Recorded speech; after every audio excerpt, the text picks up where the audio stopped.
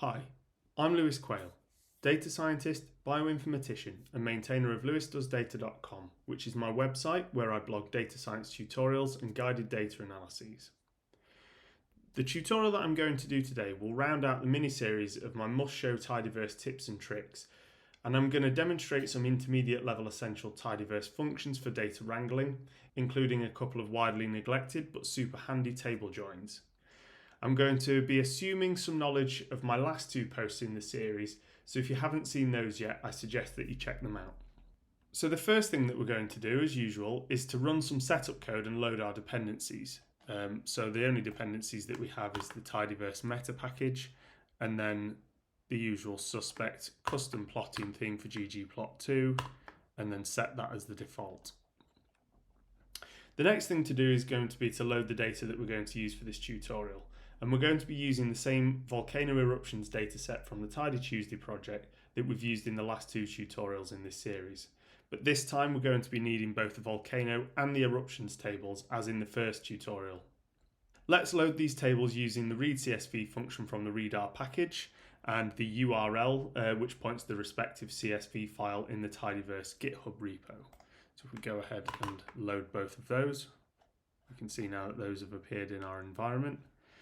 So let's quickly remind ourselves of the variables that we have in these two tables of data. So if we look in the eruptions data, we can see that we've got the volcano number, which is a unique identification number for each volcano. Then we have a name. We have an eruption number because there are multiple different data observations relating to some of the volcanoes within this data set. Then we have the evidence category for that eruption. And then we have things like area of activity relating to the eruption, VEI, which is the volcanic explosivity index, and then we have the start year, month and day, another evidence column. Then we have the end year, month and day, and the longitude and latitude relating to the volcano's location. Then in the volcanoes dataset, we have the same volcano unique identification number and volcano name. Then we have the primary volcano type, the last year that the volcano erupted, then some more geographical information like the country, region and sub-region. We have the repeated longitude and latitude as well as the elevation, and then we have some plate tectonic information, some more evidence for the type of eruption, but this pertains to the last eruption for the volcano. And then we have a number of major and minor rock type entries. So we have some geological information for the volcanoes. And then finally, we have some population data. So these are populations within 5, 10, 30 and 100 kilometer radiuses of each of these volcanoes. So in the last couple of tutorials, we've been using a version of the volcanoes data within which we cleaned up the primary volcano type variable. So we're going to quickly remake this clean version and save it to an environmental variable, volcanoes clean. So if we say volcanoes clean, so we're going to say volcanoes, and then we're going to pipe that into the mutate function. And then within mutate, we're going to take the primary volcano type variable and we're going to say primary volcano type, and we're going to pass that to the strremove function, strremove. And then what we're going to do is we're going to set up a regular expression which enables us to remove all brackets as well as any character matched at least one time, followed by close brackets or a question mark, and then what we're going to do is pipe that into the str to title function to complete our little cleanup pipeline. So the first thing that we're going to do today is look at reshaping data. So it's usual during the process of cleaning, wrangling, exploring and analysing a data set to have to change the shape of the data in order to get it into the correct format to enable certain calculations or visualizations. The most fundamental functions in the Tidyverse for changing the shape of data are the pivot longer and pivot wider functions from the Tidyr package, with the former lengthening the data, decreasing the number of columns and increasing the number of rows, and the latter doing the opposite, So let's quickly look at a subset of our data to see an example of what we mean. So if we take the volcanoes clean data set that we've just made, and then we say select a subset of the variables. So we're going to take the volcano name, the primary volcano type,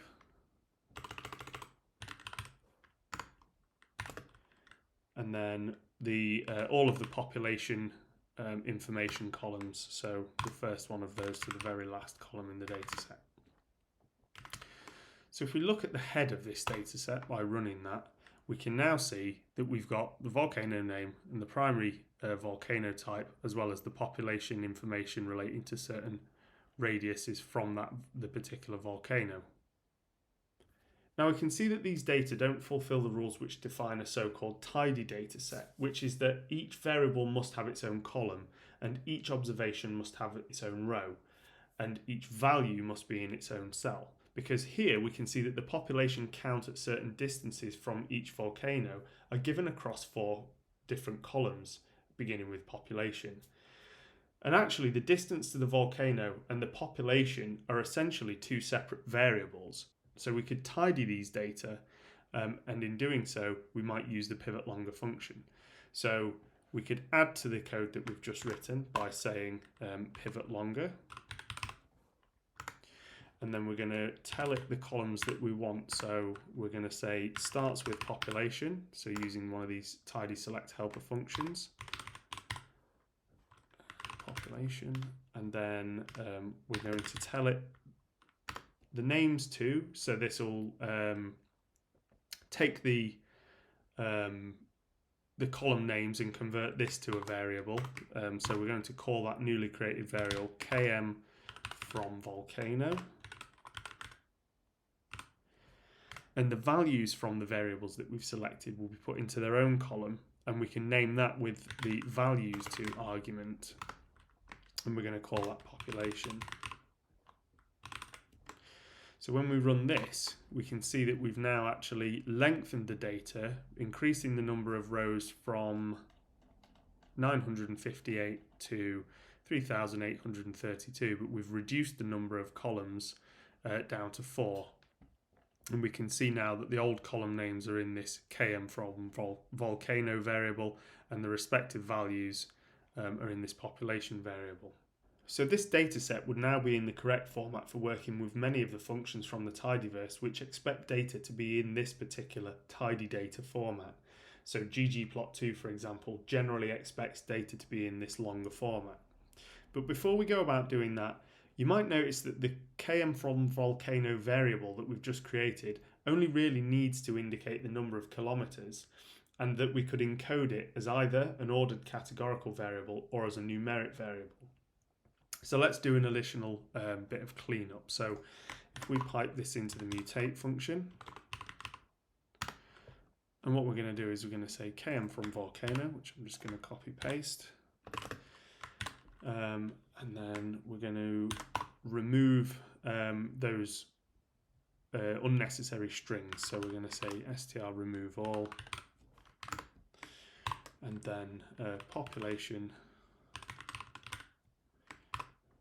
within from the start of the string, or underscore km from the end of the string. And then what we're going to do is to coerce it into a categorical variable, an ordered categorical variable in the correct order. We're then going to pass the output to this fct in order function from the forcats package, which is a really handy one to know about. So if we run that, you can see that now this km from volcano variable contains an ordered factor. So as I said, we could then use these data to make a plot. So because we've got the data in the longer tidy format, grouping and summarizing the population data by volcano type and distance now becomes possible. So that would enable us to make a plot of, say, the number of people globally that live within a given distance, so within, say, 30 kilometers of each type of volcano. So if we just save this to volcanoes long first, just to make what we're about to do and our subsequent analyses a little easier. If we then take this volcanoes long object that we've just created and pipe that into filter, so we're going to remove the data for the km from volcano not equal to 100, so anything less than and including 30 kilometers, and then we're going to count the primary volcano type and the kilometers from volcano.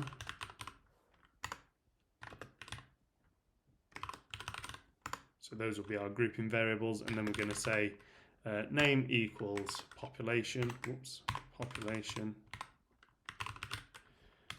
and then what we're actually going to do is we're not going to count, but we're actually going to sum up the population, so we're going to weight by that population variable. So let's take a quick look at that. So you can see what we've now done is for each primary volcano type within 5 kilometers, we've added up the global population that lives within that distance of that type of volcano, and then we've done the same for calderas and 10 and then 30, so you can see that these are cumulative, and we've done that for all the different volcano types. So the next thing to do would be to pass this into some plotting code. So we're going to say ggplot, and then we're going to create our aesthetic mapping by saying on the x-axis we'll put the km from volcano variable, and then on the y-axis we'll put the population that we've just calculated, and then we're going to say geomcol, which you probably remember from the last tutorial in this series, and then we're just going to do a little bit of prettification. So we're going to say scale y continuous, and then we're going to change the labels, so labels equals, and then we're going to use this scales package, scales, and we're going to use this label comma function to automatically convert the scale labels for us into a nice aesthetically pleasing format. And then the final thing to do will be to create a facet wrap on the primary volcano type variable.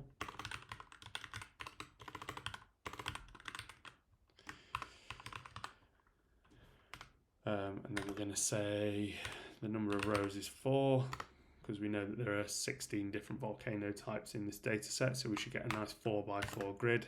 And then the last thing that we're going to do is say scales equals 3y, and then run that. We should get a plot. There we go. So you can see now that we've created a plot for each different volcano type within our data set, and we have the population globally within 5 kilometers, 10 kilometers, and 30 kilometers of that specific population type. Now let's quickly look at how Pivot Wider works. So imagine that we wanted to create a table of the summarized data that we've just plotted. Currently the data that we've plotted is in the long format, and so it has 48 rows with 3 columns, as we saw previously. So I'm just going to copy paste the code from there, and we can just check that what I've said is true. So there we can see 48 rows, 3 columns. So now what we need to do is actually widen the data back out so that we can get that table of summarized data. So in this case we're going to say pivot wider. So pivot wider, and then we're going to take the column names from the km from volcano variable, and we're going to take the values from the population variable that we created earlier. So if we quickly run that, we can see now that we've widened the data back out. So now we have 16 rows, but 4 columns up from 3.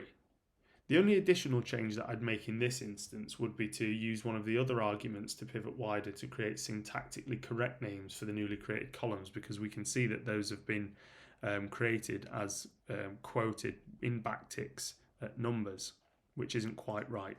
So we could do this using the names prefix argument, but I think a better solution is to use names glue. So we're going to say names glue, and then using the interpreted string literals to build syntactically correct variable names.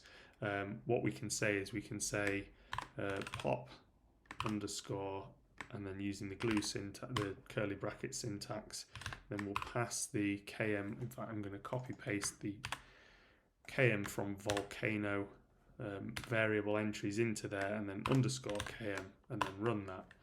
So we can see now that we get exactly the same table back, but we now have syntactically correct names with this pop underscore and the underscore km strings inserted either side of the individual column names that existed previously.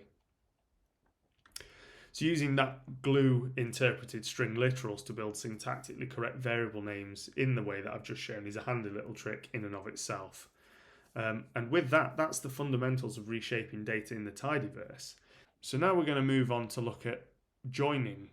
Like reshaping data, joining together multiple data tables of relational data is another common task and one that confuses a lot of people. So we're going to take a look at merging data frames with mutating joins. Mutating joins are those which add columns to a data frame from a second data frame. For example, we could add the eruption data onto our volcano data so that we're able to use things like the volcano type in conjunction with the eruptions data, so that we can answer questions like which type erupt more frequently, which we wouldn't be able to answer with either of those tables separately. Before we actually look at joins, I want to point out that the key to understanding joins of any kind is to understand the concept of keys, which in a nutshell is that keys are a variable or set of variables which have values that uniquely identify each observation in a particular table. And the trick is to identify suitable keys which are common to the tables that you want to join. So for example, if we were going to glimpse both of our data sets that we're working with, we'd say glimpse volcanoes, or volcanoes clean more specifically.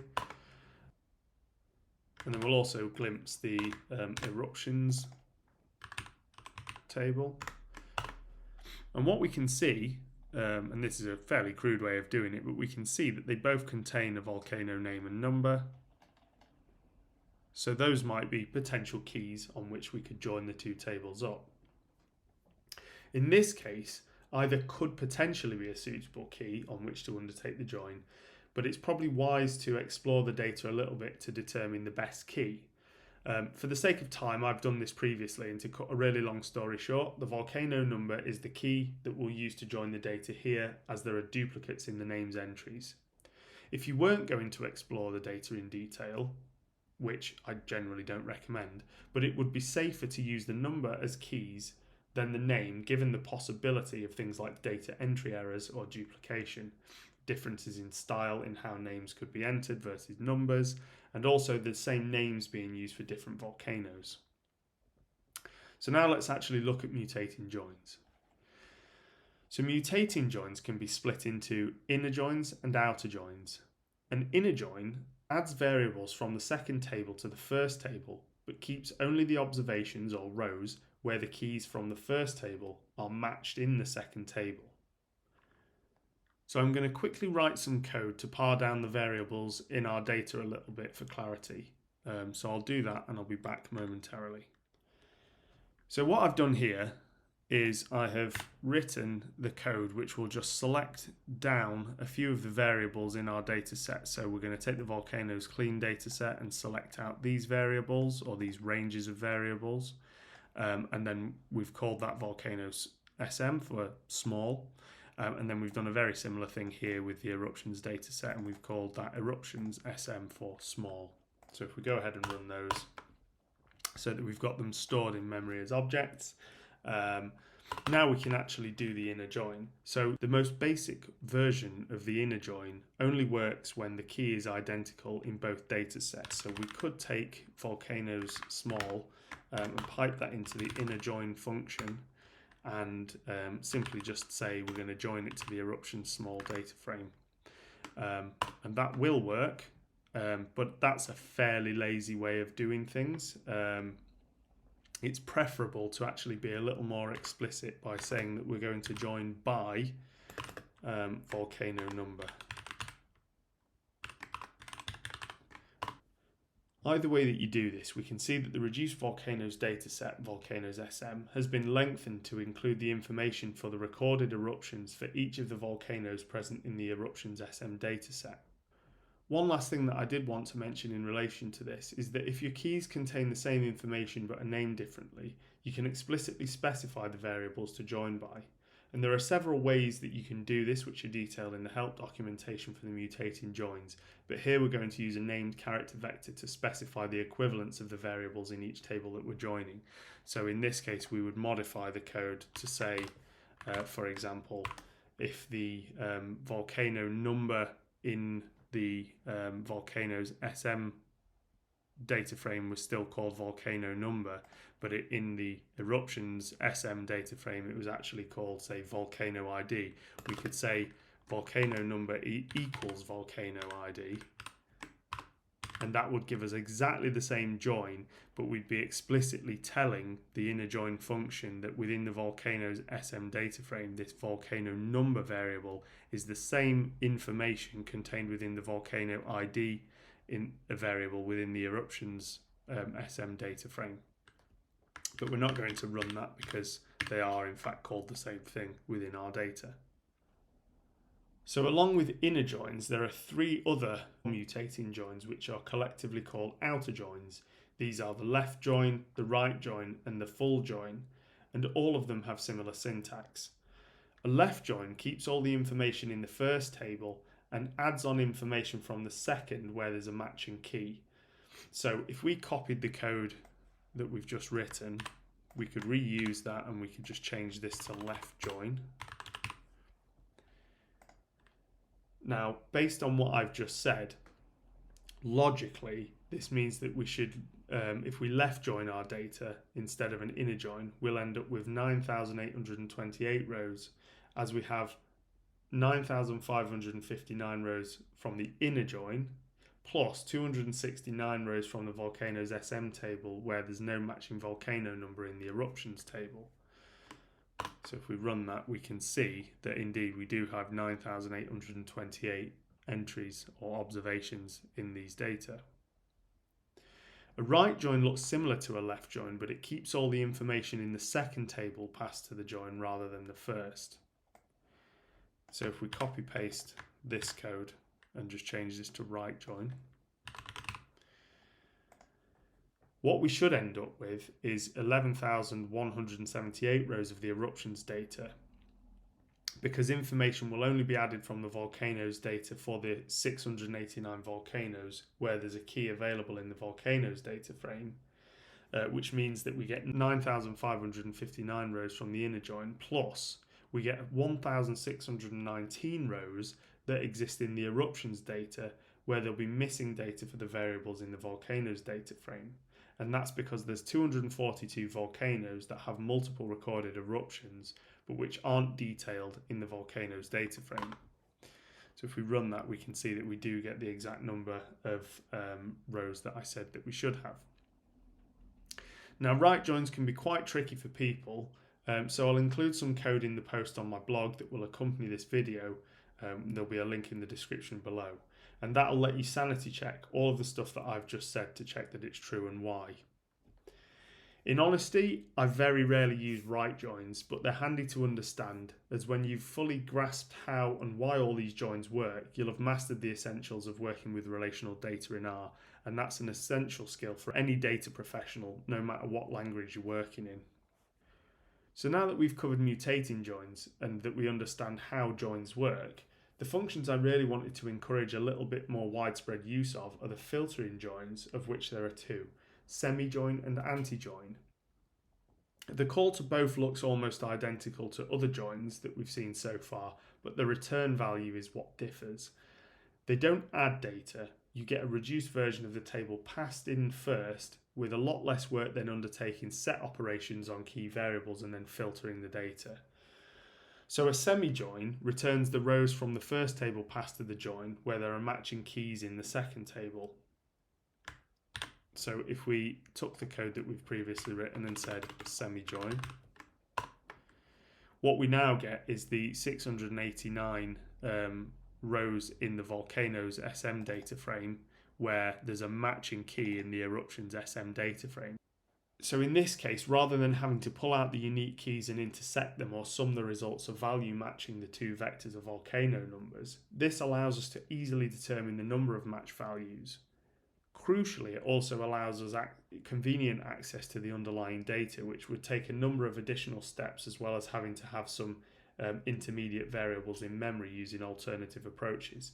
So it's both faster and more efficient. So finally, an antijoin gives us the inverse result of the semijoin, and that is that it returns the rows from the first table passed to the join where there's not a match in the second table. So as I said earlier, we'd probably be expecting 269 rows in this case.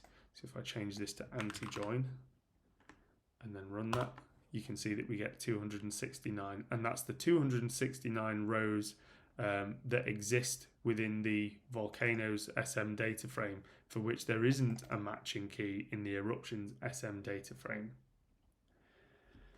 Of course, in both cases, if you were more interested in the eruption's data and finding out about the number of matches, or filtering to remove the data that was missing but without joining the tables up, then you would just reverse the order of the tables passed to each function.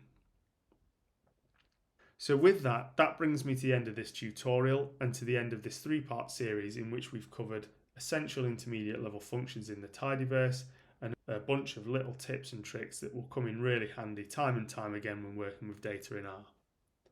I'll be back at some point with posts which showcase some more intermediate and advanced functions and tips for how to use them effectively.